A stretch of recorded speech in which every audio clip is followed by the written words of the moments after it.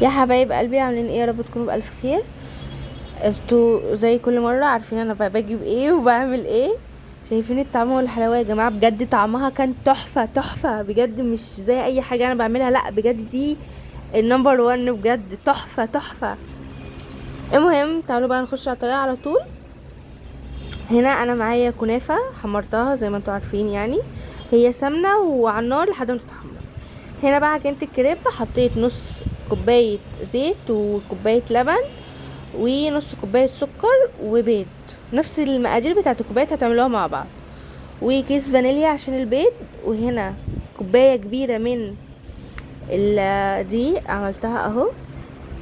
بصوا انا ضربت بالهاند بلندر، انتوا ممكن تضربوا في يا اما الخلاط يا اما مضرب البيض، ممكن تضربي باي حاجه بيهم. وانا بصوا كل ما بتتقل معايا زودت ميه، يعني دي هي دلوقتي تقيله، زودت كوبايه ميه صغيره لحد ما بقت معايا خفيفة وبقت رقيقة كده عشان اعملها.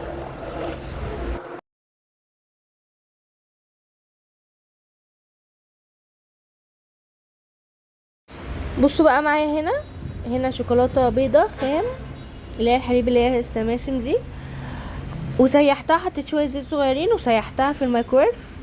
وهنا شوكولاتة ماكستيلا دي بحبها قوي لانها بالبندق، طعمها يا جماعة جميل قوي بجد اهو. وحطيت برضو زيت وعملتها برضو في الميكرويف. هنا بقى الكنافة اللي انا حمرتها، حطيت البيستاشيو اهو زي ما انتم شايفين. حسيت ان انا محتاجه تاني فكترت. يا جماعه بجد خطيره، يعني ترند بجد خطير بجد. هنا هو انا بقلب.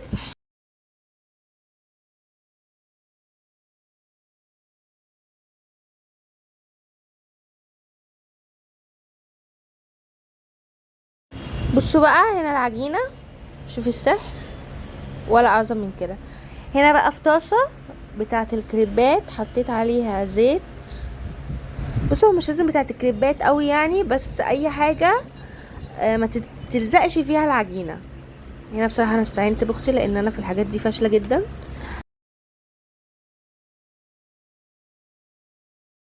اول ما بتلاقوها بتتحمر كده ويبقى شكلها لون ذهبي بتشيلوها على طول. هنا بقى نخش على الشغل بقى الجامد جدا، الحشو بقى. حطيت الشوكولاته اللي احنا سيحناها اللي هي ماكستيلا بالبندق اهو. كل ما تكتري كل ما يجيلك عرسان زي ما بيقولوا كده، بس دي كل ما تكتري كل ما تبقى حلوه جدا جدا، ويبقى كلها شوكولاته كده زي ما احنا بنحبها. وحطيت الحشو الكنافه بالبيستاشيو الترند. انت ممكن برضو تحشيها بدل البيستاشيو لوتس، ممكن تعمليها شوكولاته ساده من غير الكنافه، بس دي بقى لقيناها ترند كده قلنا لازم نعملها ما تفوتش علينا حاجه. هنا بقى اهو. طبعا كترت شويه لان بصراحه انا كانت عيني بتطلع قلوب وانا بعملها اصلا. بصوا بقى قفلتها ازاي، واقفليها كويس قوي عشان ما تتنطش منك حاجه، تقع اي حاجه اهو زي ما انتم شايفين.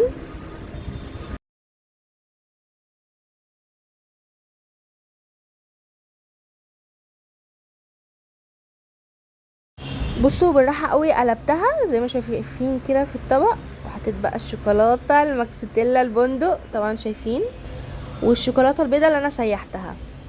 شكلها يا جماعه بجد تحفه، وطعمها يا لهوي بجد.